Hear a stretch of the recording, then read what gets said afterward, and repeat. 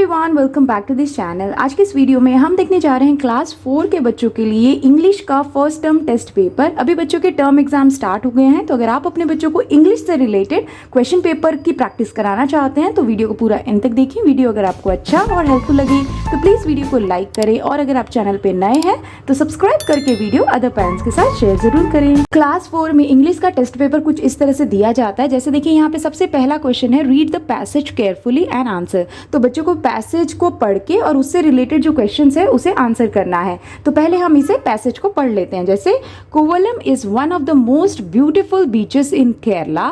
This beach attracts tourists all over India and abroad. On the shore there are tall green coconut trees. It enriches the beauty of the shore. On the west, we can see the vast Arabian Sea. During the month of December and January, there is a great rush of the tourists. The seashore is clean and tidy. The sunset is a beautiful scene from the shore. According to the tourists, the beach is a coastal paradise of Kerala. तो इस तरह से बच्चों को भी इस passage को पढ़ना है और इसी से रिलेटेड बच्चों को नीचे दिए गए क्वेश्चन आंसर्स को सॉल्व करना है। जैसे देखिए पहला क्वेश्चन है, वेयर इज कोवलम बीच। तो हमें पैसेज में ही ढूंढना है। जैसे हमने शुरू में पढ़ा, कोवलम बीच इज सिचुएटेड इन केरला। तो हमारा आंसर यहाँ पे क्या होगा, कोवलम बीच इज इन केरला। तो हम यहाँ लिख देंगे इस तरह से। Now next question, which sea is there on the west of the Kovalam beach? तो देखिए हमने पैसेज में पढ़ा था, on the west we can see the vast Arabian Sea. तो यहाँ पे कौन सा सी हम वेस्ट में देख सकते हैं कोवलम बीच के? आंसर होगा अरेबियन सी। तो हम यहाँ लिख देंगे अरेबियन सी इस तरह से। Next, which trees are there on the shore. तो यहाँ ये भी इसका भी आंसर हम पैसेज में ही ढूंढेंगे। जैसे लिखा है, there are tall green coconut trees. तो आंसर क्या होगा, which trees are there on the shore, coconut tree. तो हम यहाँ लिख देंगे कोकोनट ट्रीज इस तरह से। नेक्स्ट देखिए, pick out the opposites of the following from the passage. तो हमें पैसेज में से ही दिए गए इन वर्ड्स के ऑपोजिट वर्ड्स ढूंढने हैं। जैसे देखिए पहला है सनराइज। तो सनराइज का ऑपोजिट वर्ड हमें पैसेज में से ढूंढना है। तो इसका आंसर क्या होगा, सनराइज का ऑपोजिट होता है सनसेट। तो हम यहाँ लिखेंगे।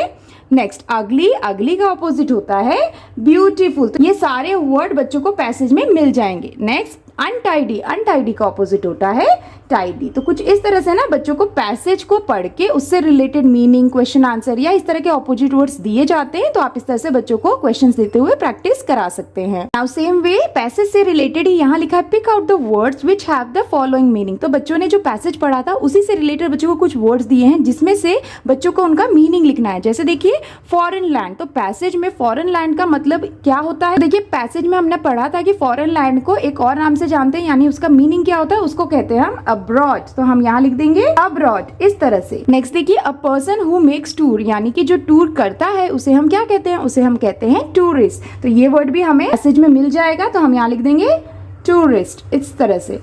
नेक्स्ट देखिए, land at the edge of a sea. Sea के एज पे जो लैंड होता है उसे हम क्या कहते हैं, उसे हम कहते हैं, उसका मीनिंग होता है सी शोर। तो हम यहाँ लिख देंगे इस तरह से। तो इस तरह से भी बच्चों को आप प्रैक्टिस करा सकते हैं। पैसेज से रिलेटेड बच्चों को मीनिंग ढूंढ के और उसे लिखने के लिए कहा जाता है। Here's the next question, read each sentences and circle C if underline noun is countable and U if it is uncountable. तो यहाँ पे ना बच्चों को सेंटेंस दिया गया है जिसमें बच्चों को कुछ सेंटेंस के वर्ड्स को अंडरलाइन किया गया है। तो बच्चों को फाइंड करना है कि वो जो अंडरलाइन वर्ड है वो काउंटेबल है या अनकाउंटेबल नाउन है, और अकॉर्डिंगली बच्चों को सर्कल करना है।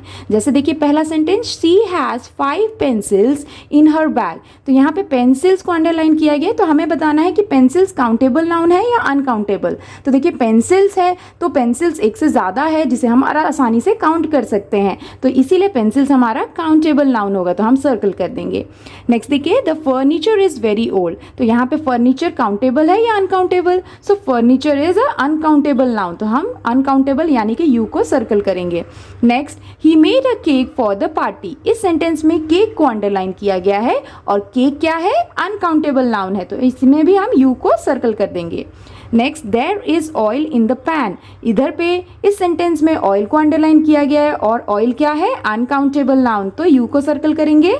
Next, the traffic was heavy this morning. इस सेंटेंस में ट्रैफिक को अंडरलाइन किया गया है जो कि एक अनकाउंटेबल नाउन है, तो हम यहाँ पे भी यू को सर्कल करेंगे। तो इस तरह से बच्चों को अनकाउंटेबल और काउंटेबल नाउन को आइडेंटिफाई करने के लिए दिया जा सकता है। आप इस तरह से बच्चों की प्रैक्टिस करा सकते हैं। Here is the next question, fill in the blanks with correct articles. तो यहाँ पे बच्चों को फिलिंग द ब्लैंक्स दिया गया है जिसमें बच्चों को करेक्ट आर्टिकल को फिल करके ब्लैंक्स को फिल करना है। जैसे देखिए पहला sentence, I am in dash hurry, तो यहाँ पे कौन सा आर्टिकल यूज होगा, आई एम इन अ हरी, तो यहाँ पे ए का यूज होगा क्योंकि एच है कॉन्सोनेंट और उसके पहले हम क्या यूज करेंगे, a article.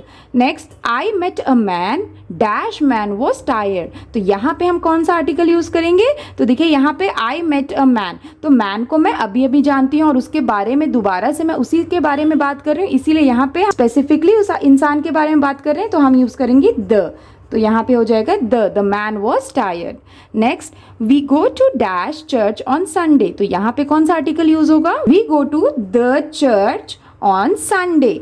Next, it is dash honorary job, तो यहाँ पे क्या यूज होगा, it is an honorary job, क्योंकि यहाँ पे ओ का साउंड अ साउंड आ रहा है जो कि वावल का साउंड है, इसीलिए हम एन का यूज करेंगे। तो इस तरह से भी बच्चों को आर्टिकल से रिलेटेड इस तरह के फिलिंग द ब्लैंक्स दिए जाते हैं। आप इस तरह से बच्चों की प्रैक्टिस जरूर कराएं। Here is the next question, match the following words. तो यहाँ पे बच्चों को मैचिंग की वर्कशीट दी गई है। जैसे देखिए यहाँ पे है अ पीस ऑफ, तो अ पीस ऑफ के साथ हम कौन सा वर्ड यहाँ पे मैच कर सकते हैं, तो जैसे अ पीस ऑफ केक बोल सकते हैं। जब भी बच्चों को काउंटेबल और अनकाउंटेबल नाउन पढ़ाया जाता है तो इस तरह की वर्कशीट प्रैक्टिस कराई जाती है। उसी तरह से नेक्स्ट देखिए अ कार्टून ऑफ, तो अ कार्टून ऑफ क्या हो सकता है, अ कार्टून ऑफ जूस, तो हम इसके साथ मिला देंगे।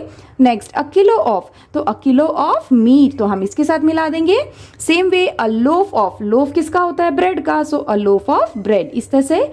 Next, a jar of jam, तो हम जैम के साथ मिला देंगे। And same way a bar of chocolate, इस तरह से। तो इस तरह से भी बच्चों को जब काउंटेबल और अनकाउंटेबल नाउन पढ़ाया जाता है तो इस तरह की वर्कशीट दी जाती है जिसकी प्रैक्टिस आप इस तरह से करा सकते हैं। Here's the next question, circle the common nouns and underline the proper nouns। तो दिए गए यहाँ पे कुछ सेंटेंसेस हैं जिसमें से बच्चों को कॉमन नाउन्स को सर्कल करना है और प्रॉपर नाउन्स को अंडरलाइन करना है। जैसे पहला सेंटेंस है, mister Verma is a doctor in the hospital, तो यहाँ पे इस सेंटेंस में कॉमन और प्रॉपर नाउन कौन से हैं, तो देखिए मिस्टर वर्मा यहाँ पे किसी पर्सन का, स्पेसिफिक पर्सन का नाम है, इसीलिए ये क्या है, प्रॉपर नाउन, तो इसे हमें अंडरलाइन करना है। नाउ डॉक्टर, अब कौन से डॉक्टर हैं ये तो नहीं बोला गया, तो डॉक्टर एक कॉमन नाउन हो गया जिसको हम सर्कल करेंगे।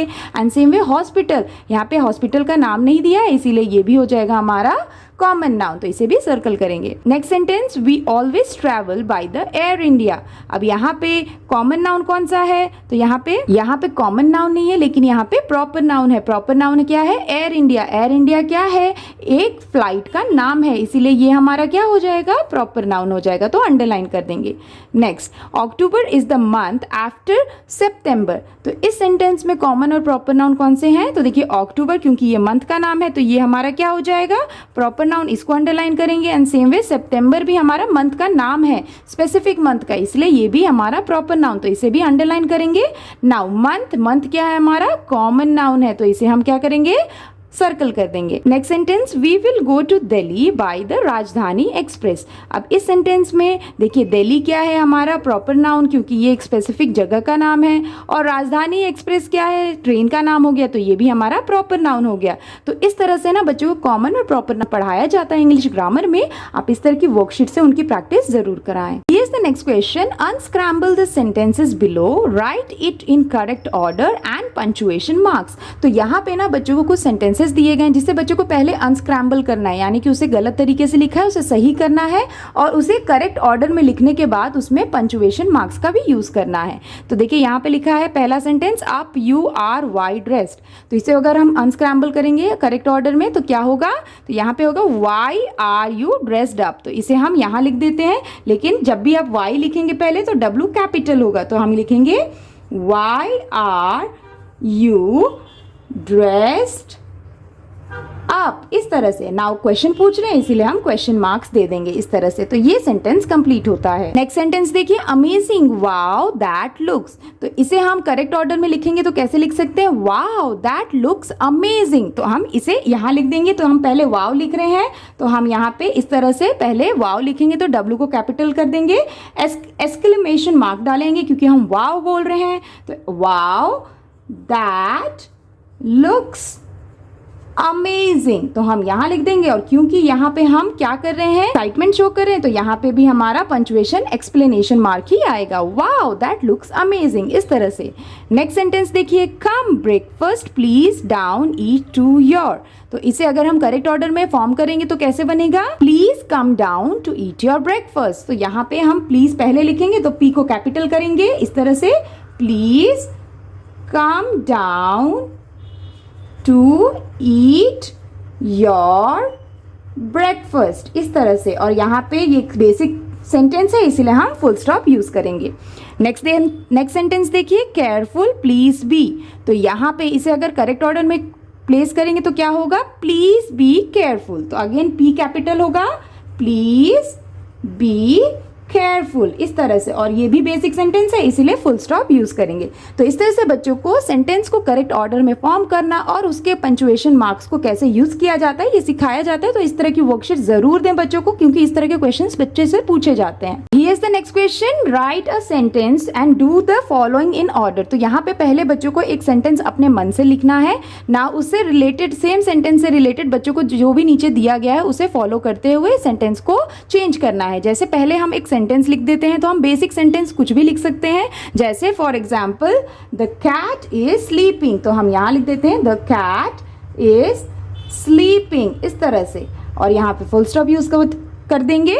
नाउ यहाँ पे नेक्स्ट दिया है, राइट द नेगेटिव सेंटेंस। अभी हमें इसी सेंटेंस को नेगेटिव सेंटेंस में लिखना है। तो हम कैसे लिख सकते हैं, the cat is not sleeping. तो यहाँ पे नेगेटिव सेंटेंस हो गया यूज, क्योंकि हमने यहाँ पे नॉट का यूज किया है इस सेंटेंस में। नेक्स्ट देखिए, राइट द इंट्रोगेटिव सेंटेंस। तो इंट्रोगेटिव सेंटेंस इसी सेंटेंस को हमें बनाना है। तो हम क्या लिख सकते हैं, जैसे इज द कैट स्लीपिंग। तो हमें यहाँ पे क्वेश्चन बनाना है, इज द कैट स्लीपिंग, इस तरह से। तो जब इंट्रोगेटिव बोलते हैं तो हमें क्या करना है, यहाँ पे क्वेश्चन बनाना है इस सेंटेंस को। तो हमने इस तरह से बना दिया।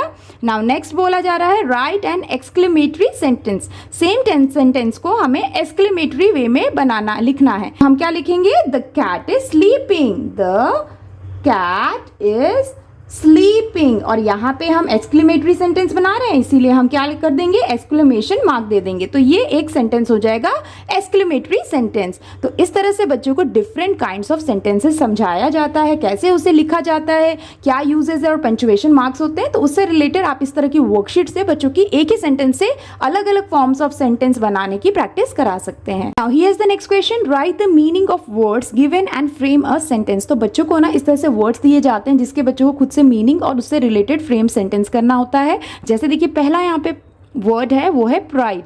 तो what is the meaning of pride. तो देखिए प्राइड का मतलब होता है अ फीलिंग, यहां लिखते जाएंगे, a feeling of honour and self respect. ठीक है, तो हम यहाँ पे रिस्पेक्ट इस तरह से।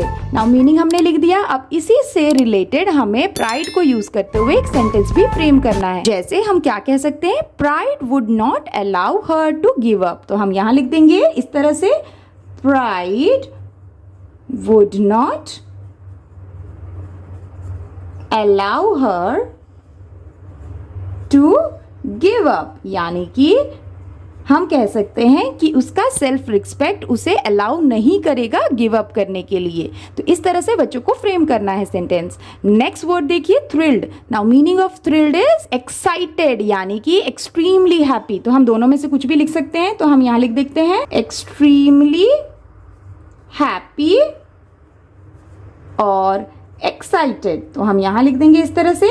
नाउ से रिलेटेड हम सेंटेंस कैसे फ्रेम कर सकते हैं, जैसे ही वॉज, हम यहां लिखते जाएंगे, he was absolutely thrilled with my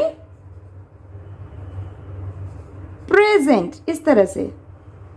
यानी कि वो बहुत ही एक्साइटेड हो गया मेरे प्रेजेंट को देखकर, इस तरह से। तो इस तरह के कई सारे ऐसे वर्ड्स होते हैं जिसको बच्चों को पढ़ाया जाता है, उनके मीनिंग समझाए जाते हैं। तो इस तरह से बच्चों को आप प्रैक्टिस जरूर कराएं मीनिंग्स को याद करने में और उससे रिलेटेड फ्रेम करने, सेंटेंसेस को फ्रेम करने के लिए। तो इस तरह के क्वेश्चन भी बच्चों को पूछे जाते हैं। It's all for today's videos friends. I hope कि आपके बच्चों के लिए ये क्लास 4 के first term test paper English से रिलेटेड काफी हेल्पफुल रहा होगा। आप इस तरह से घर पे ही बच्चों को प्रैक्टिस कराना स्टार्ट कर सकते हैं आने वाले एग्जाम्स के लिए। अगर वीडियो अच्छा और हेल्पफुल लगा हो तो प्लीज़ वीडियो को लाइक करें।